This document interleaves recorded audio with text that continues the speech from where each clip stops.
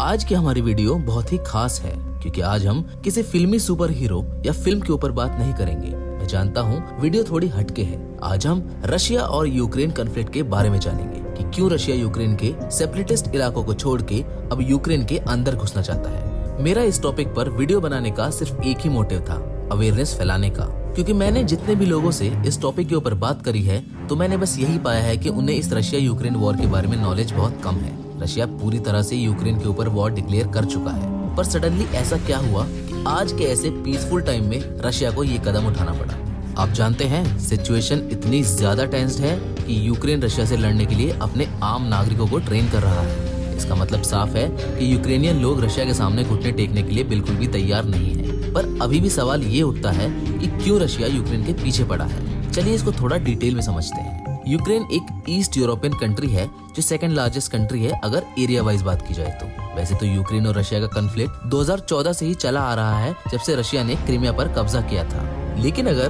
बात अभी हाल फिलहाल के तनाव की जाए तो 10 नवंबर 2021 को पहली बार ये न्यूज सामने आई थी कि रशिया ने यूक्रेन के बॉर्डर पर अपने आर्मी ट्रूप्स की मूवमेंट को बहुत ज्यादा बढ़ा दिया है और मोस्टली आर्मी ट्रूप्स वहीं डिप्लॉय किए जाते हैं जहां वॉर कंडीशन होती है। इस रिएक्शन पर 28 नवंबर 2021 को एक और पोस्ट सामने आया था जिसमें ये कंफर्म हो गया था कि रशिया के लगभग 1 लाख ट्रूप्स यूक्रेन बॉर्डर पर तैनात कर दिए गए हैं और रशिया जैन एंड तक कभी भी यूक्रेन पर हमला कर सकता है। इसी का असर ये होता है कि American president Joe Biden Russian president Putin को सीधा जवाब देते हैं कि अगर वो यूक्रेन को इन्वेड करते हैं तो परिणाम अच्छे नहीं होंगे। अमेरिकन इंटेलिजेंस का दावा था कि रशिया यूक्रेन पर 16 फरवरी को अटैक करेगा, जिसे रशियन अथॉरिटी मानने से इनकार कर रही थी। अमेरिका के उस दावे के बाद सभी की नजरें 16 फरवरी पर टिकी थी, पर वो तारीख बिना कुछ करे निकल गई। माना जा रहा था कि रशिया सच में 16 तारीख को ही हमला करना चाहता था, लेकिन चाइना के दबाव के कारण उसे ये टालना पड़ा।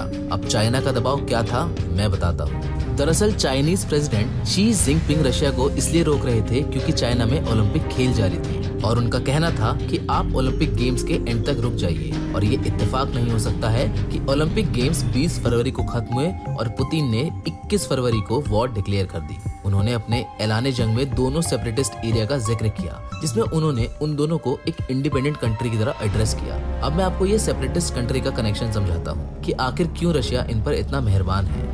ये 2 रीजन है जिनका नाम डोनेट्स्क और लुहांस्क है, जो कि यूक्रेन के ईस्टर्न पार्ट में एग्जिस्ट करते हैं। डोनेट्स्क और लुहांस्क का एक बहुत बड़ा हिस्सा सेपरेटिस्ट के कंट्रोल में है, जहां यूक्रेनियन गवर्नमेंट का कोई भी लॉ नहीं चलता है। और ये रीजन अगर बाउंड्रीज की बात की जाए तो रशिया से कनेक्ट है, जिसे रशिया का फुल सपोर्ट है। रशिया फाइनेंशियली और अपनी मिलिट्री दोनों से ही रिपब्लिक ऑफ डोनेट्स्क और रिपब्लिक ऑफ लुहांस्क की मदद करता आ रहा है और इन सब की शुरुआत 2018 क्रीमिया इन्वेजन से हुई थी, जिसके बारे में मैंने आपको पहले भी बताया था। इसी के बाद यहाँ सेपरेटिस्ट का कंट्रोल आया, जिन्हें रशिया का फुल सपोर्ट है। उस समय भी रशिया को रोकने के लिए यूरोपियन एसोसिएशन ने एक मिन्स्क एग्रीमेंट साइन किया था, जिसमें यूक्रेन इन रीजन्स को स्पेशल रीजन कंसीडर करेगा और रशिया इन पर इन्वेड नहीं करेगा, जो कि कुछ सालों तक अमल भी किया गया। लेकिन रशिया ने उस मिन्स्क एग्रीमेंट को खत्म करके इन दोनों रीजन को इन्वेड करना शुरू कर दिया। पुतिन का कहना था कि वो इन दोनों रीजन को यूक्रेन से अलग मानते हैं, लेकिन दरअसल में रशिया इस रीजन के पीछे नहीं बल्कि पूरे यूक्रेन को इन्वेड करने की कोशिश कर रहा था और इसको उन्होंने प्रूव भी कर दिया है कीव पर हमला करके, जो कि यूक्रेन की कैपिटल है।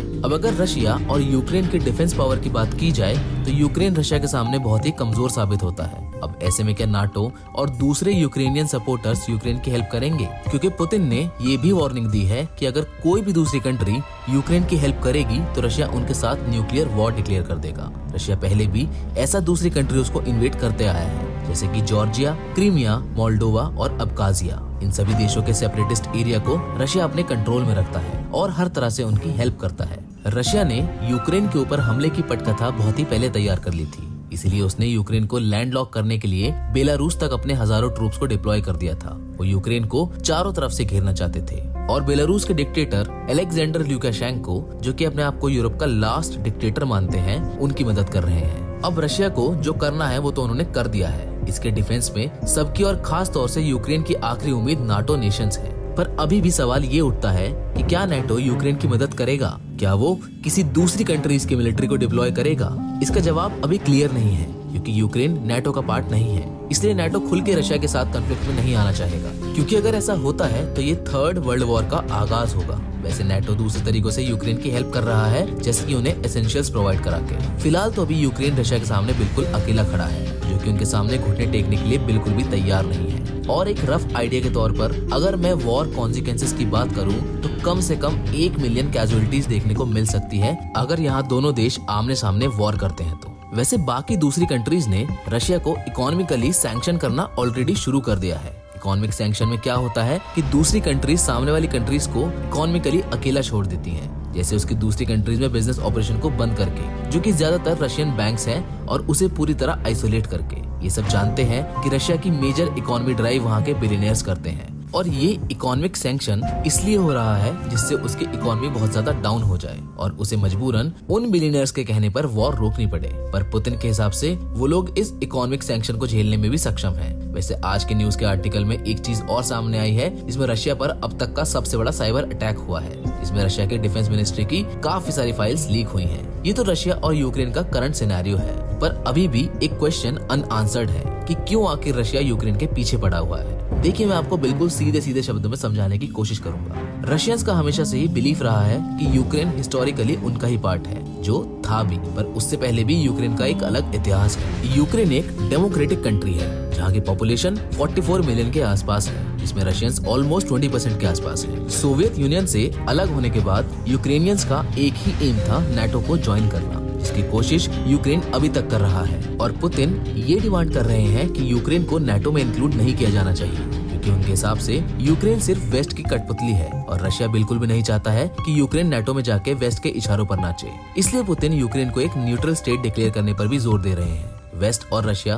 दोनों ही यूक्रेन की वैल्यू जानते हैं, और रशिया ये जानता है कि अगर यूक्रेन वेस्ट से इन्फ्लुएंस होता है तो रशिया का ईस्टर्न यूरोप इन्फ्लुएंस खत्म हो जाएगा। इसलिए रशिया इनडायरेक्टली ही नाटो, ईयू और वेस्ट के साथ वॉर में है। यूक्रेन तो एक चेहरा है सिर्फ। इन सब की शुरुआत 2014 से ही हुई थी, जब यूक्रेनियन और Moscow friendly president Victor Yanukovych को मास प्रोटेस्ट झेलना पड़ा था, जिसकी वजह से उन्हें उस समय की रूलिंग गवर्नमेंट से बाहर कर दिया गया था। सिर्फ इसी वजह से रशिया ने उस समय डोनेट्स्क और लुहांस्क रीजन के सेपरेटिस्ट को बैक करना शुरू कर दिया था, और उन्होंने इस रीजन को तब तक सपोर्ट किया जब तक सेपरेटिस्ट स्ट्रॉन्ग नहीं हो गए। सेपरेटिस्ट ने डोनेट्स्क और लुहांस्क के पूरे रीजन को रशिया के अंदर इंक्लूड कर दिया। ये रशिया की पहली वार्निंग थी यूक्रेन को कि अगर अभी भी तुमने नाटो को ज्वाइन करना चाहा तो हम इस रीजन को तो क्या, पूरे यूक्रेन को इन्वेड कर लेंगे, जैसा कि हो भी रहा है। वैसे हर चीज का सोल्यूशन वॉर नहीं होती है, और अगर कंट्रीज अपने पर्सनल बेनिफिट को हटा के इस सिचुएशन को हैंडल करती हैं तो ये सिचुएशन अच्छे से कंट्रोल भी हो जाएगी। यहाँ जरूरत इंसानियत की है, ना कि राजनीति की, क्योंकि हर वॉर के बाद सिर्फ एक ही चीज बचती है और वो है तबाही। सीरिया की हालत तो आप जानते ही हैं ना। अभी इंडिया का रोल इस कॉन्फ्लिक्ट में क्लियर नहीं है, क्योंकि अगर आज की ताजा अपडेट्स की बात की जाए तो अमेरिका के प्रेसिडेंट जो बाइडेन ने Indian prime minister Narendra Modi ji से इस पर राय मांगी है। अब मुझे ये नहीं पता कि क्या सही है क्या गलत, क्योंकि अगर देखा जाए तो रशिया और नाटो दोनों ही यूक्रेन को अपनी पावर बढ़ाने के लिए इस्तेमाल कर रहे हैं, और इन सब के बीच में पिस यूक्रेन के लोग रहे हैं। हमारी तो बस हाथ जोड़ के यही प्रार्थना है कि ये तबाही का मंजर जल्द रुक जाए। आज की वीडियो में तो बस इतना ही। आज हम आपसे कोई कमेंट या लाइक के रिक्वेस्ट नहीं करेंगे, हम बस इतना बोलेंगे कि प्लीज एक बार उस ऊपर वाले से हाथ जोड़कर इस जंग को खत्म करने की दुआ जरूर कीजिएगा। मिलेंगे आपसे एक और नई वीडियो के साथ, तब तक के लिए गुड बाय।